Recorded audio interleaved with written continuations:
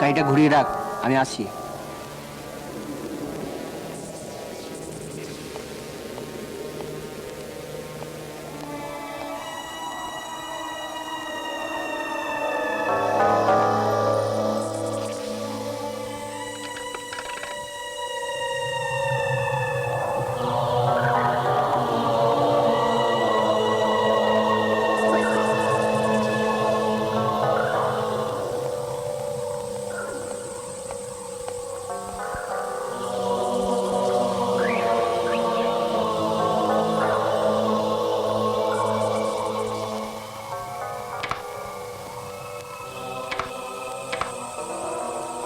चल चल ताते चल।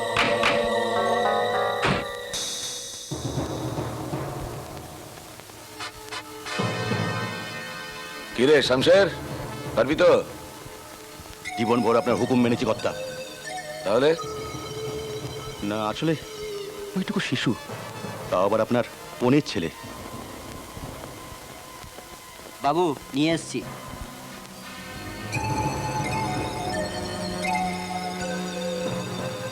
কিরে, ঠিক ঠিক বাচ্চা তো?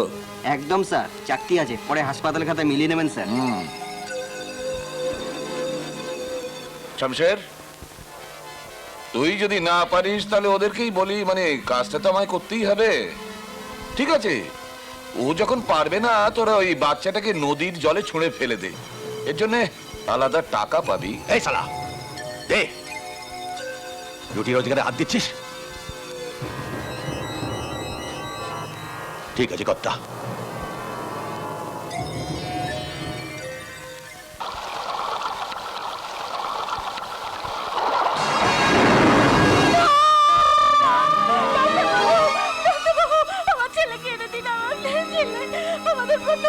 আপনি তো অস্থির হবেন না, আমরা দেখছি আসলে কিছু একটা গোলমাল। গোলমাল?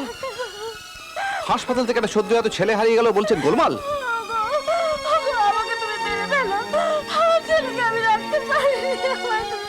ডাক্তারবাবু, ডাক্তারবাবু এখন বলুন আমরা কি করবো, বলুন। আপনি তো শান্ত হন, আমি পুলিশে খবর পাঠিয়েছি, ওনার দাদাকেও খবর পাঠিয়েছি। বোনামা, না কিচ্ছু চিন্তা করিস না, কিচ্ছু চিন্তা করিস না, আমি তো এসে গেছি, সব ঠিক হয়ে যাবে। হ্যাঁ দাদা, দাদা আমাদের আমাদের প্রথম সন্তান এইভাবে। শোনো মহেশ্বর, আমার শরীর ভালো নয়, আমার সময় হয়ে এসেছে। এ কি বলছেন রায় সাহেব? শোনো, আমি আমার ওই পুরনো উইলটা একটু পাল্টাতে চাই। আগে? হ্যাঁ, হাসপাতালের বেড থেকে বিভাবতীর ছেলে হারিয়ে গেল, কিন্তু আমার ধারণা তাকে মেরে ফেলা হয়েছে। আমার এই পুরনো উইলটায় একটা ফাঁক আছে, আমাকেই সেই ফাঁক ভরাট করতে হবে, নইলে বিভাবতীর আরো সর্বনাশ হবে। না না, এসব আপনি কেন ভাবছেন বাবা, আমরা তো আছি। হ্যাঁ আমরা তো আছি বাবা।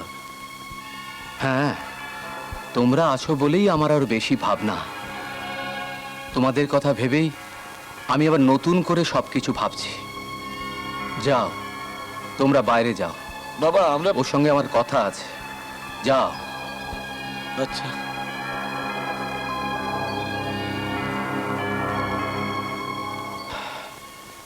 শোনো মহেশ্বর, হ্যাঁ বলুন। আমার 3 ছেলে 1 মেয়ে, কিন্তু বিভাবতী আমার পালিতা কন্যা।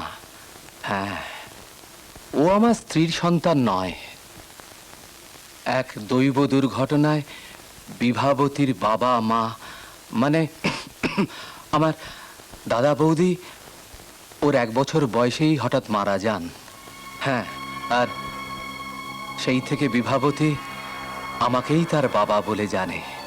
এই যে বিশাল বিষয় সম্পত্তি যা আমি এতদিন রক্ষা করেছি, এসবই আমার দাদার। এর আসল উত্তরাধিকারী বিভাবতী বা তার ছেলে মেয়েরা, যারা এই পৃথিবীতে আসবে। তুমি গিয়েছিলে মন্দিরে? হ্যাঁ, গিয়ে জোড়া মানত করে এসেছি। কেন গো? দুশ্চিন্তায়, তার এমনি খেলা। একই সময় তোমার আর বিভার দিন ঠিক করে রেখেছেন। ডাক্তারবাবু বলেছেন তোমাদের নাকি একই সময় একটু আগে পেছনে বাচ্চা হবে। তোমাকে বললাম এবার ঠাকুরজিকে এখানে এনে রাখো। কি করব, ও স্বামীর মত নেই, ও শ্বশুর বাড়ির সাহায্যই নেবে না। আগেরবার এমন একটা ঘটনা ঘটে গেল। সত্যি 5 বছর হতে চললো, ওইটুকু একটা বাচ্চা হাসপাতালে বেড থেকে হারিয়ে গেল, কোনো হদিশই পাওয়া গেল না। এসব অলক্ষণী কথার মনে না তো, আর ওকেও মনে করিও না। না না, তুমি তৈরি হয়ে না। ডাক্তারবাবু বলেছেন যে তোমাকে আজই হাসপাতালে ভর্তি করতে, আর ওদিকে সোমেন্দ্রবাবুকেও বলেছেন বিভাকে ভর্তি করতে। সে নিশ্চয়ই করবে। আজ থেকে 5 বছর আগেকার কথা মনে আছে শামশের? হ্যাঁ বাবু। শোন, আবার তাহলে কি বলছেন? এবার তো শুনলাম গিন্নি মার, মানে মানে আপনার নিজের। যা শুনেছিস ঠিক শুনেছিস, তবে সেটাই পুরো নয়। একই সঙ্গে আগে পেছনে আবার বিভাবতীর বাচ্চা হবে। এতদিন অপেক্ষা করেছি বাবার উইলটা জানার জন্য, কিন্তু মহেশ উকিল তো জানাবে না। বাবাও মারা গেছে, আর ওই শালা উকিলকে ছেড়ে দেবে? আমিও তাই যা ভাবার ভেবে নিয়েছি। শোন, আজ এখনই হাসপাতালে বিভা ভর্তি হবে। আমি কায়দা করে আমার চেনা গাড়ি পাঠিয়েছি। বিভা আসবে, সোমেন্দ্র, বিভাবতী আর ওর পেটের বাচ্চাটাকে একসঙ্গে শেষ করে দেবে। না বাবু, আমি পারবো না, আমি পারবো না। শামশের! বাবু, যা, পুরো লোড করা মাল আছে। আগে শামশেরকে সাবার কর, তারপর রাস্তায় যেরকম ছক আছে সব কটা লাশ একসঙ্গে নদীতে ভাসিয়ে দিবি। যা। ঠিক আছে বাবু।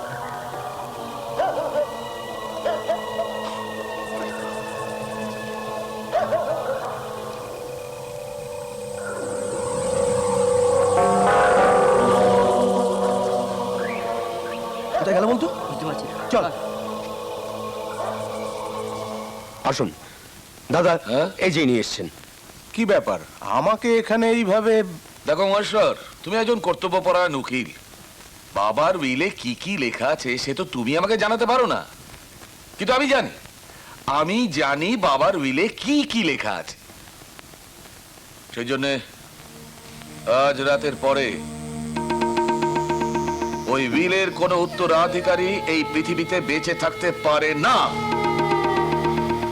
তারপর সাধারণ আইন অনুযায়ী বাবার সম্পত্তি তো ছেলেরাই পাবে। ঠিকই তো। ও এই ব্যাপার, তাহলে উইলের ব্যাপারে আপনি কিচ্ছু জানেন না। তার মানে এই নিন আপনার বাবার উইল। বিভাবতী বা বিভাবতীর সন্তানরা যদি কেউ নাও থাকেন, তাহলেও কিন্তু আপনারা সম্পত্তির এক কণাও পাবেন না। কি বলছো কি? উইলে আপনাদের বাবা পরিষ্কার করে লিখে রেখে গেছেন যে বিষয় সম্পত্তি সবটাই আপনাদের জ্যাঠার। এতে আপনাদের কোনো অধিকারই নেই। বিভাবতী বা তার সন্তানরা যদি ওই সম্পত্তি ভোগ করতে না পারে, তাহলে সবটাই দেবোত্তর হয়ে যাবে। কি বলছো তুমি? এ কথা আগে বলনি কেন? সেটাও এই উইলে লেখা আছে। প্রথম সন্তান হারাবার শোক সামলে ওঠার পর বিভাবতী যেদিন আবার সন্তান প্রসব হবে, তার আগে পর্যন্ত এই উইল প্রকাশ্যে আনা চলবে না। আমি এই উইল তৈরি করেছিলাম, আমি নিজে সাক্ষীও ছিলাম এই উইলের। নিশ্চয়ই মানবেন, একজন আইনজ্ঞ হয়ে এই উইলের আইন আমি ভাঙতে পারি না। দাদা, কোথায় যাচ্ছ তুমি? আমার কিছু কাজ বাকি আছে।